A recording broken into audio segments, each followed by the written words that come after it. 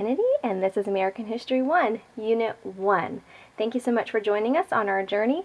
I just wanted to give you a little heads up about what we're going to be doing this week in Unit 1, and also a look at some of the assignments that you'll be completing. So this week in your textbook reading and also in your lecture guides, you're going to be learning about what the Americas were like before European settlers or explorers came on the scene.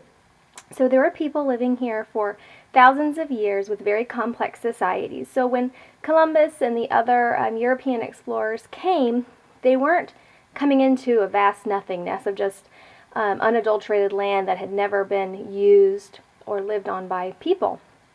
Many civilizations had lived and existed here for thousands of years. And so we're going to look a little bit about what did the Americas look like before European settlers came, and then a little bit about the first explorers that came.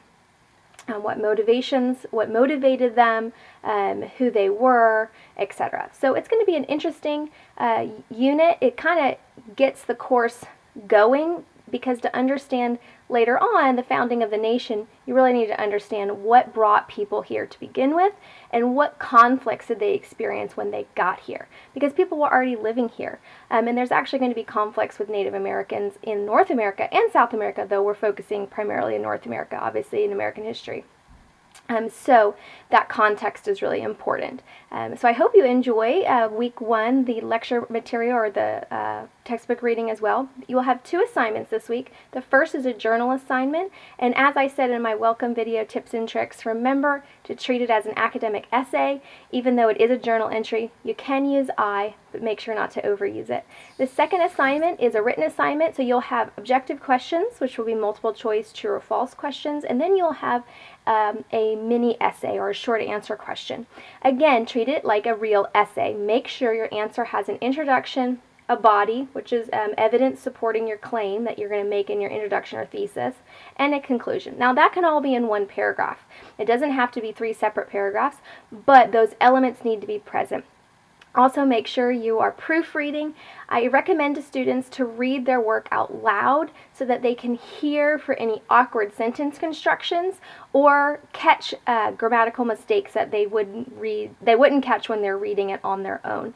Sometimes when you read things in your head, it sounds right to you, but if you read it out loud, it would sound very different. It's easier to catch mistakes when you read things out loud. I also recommend, if you haven't already done it for other courses, download the software Grammarly or something like that. Grammarly has a free option, so you don't have to pay for anything.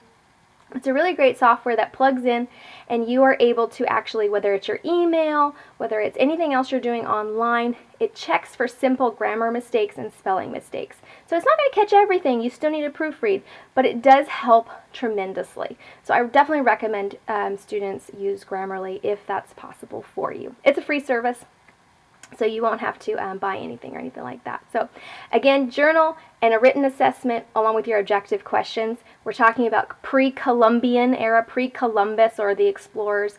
It's going to be a great week. I hope you enjoy it, and I look forward to seeing you again in Unit 2.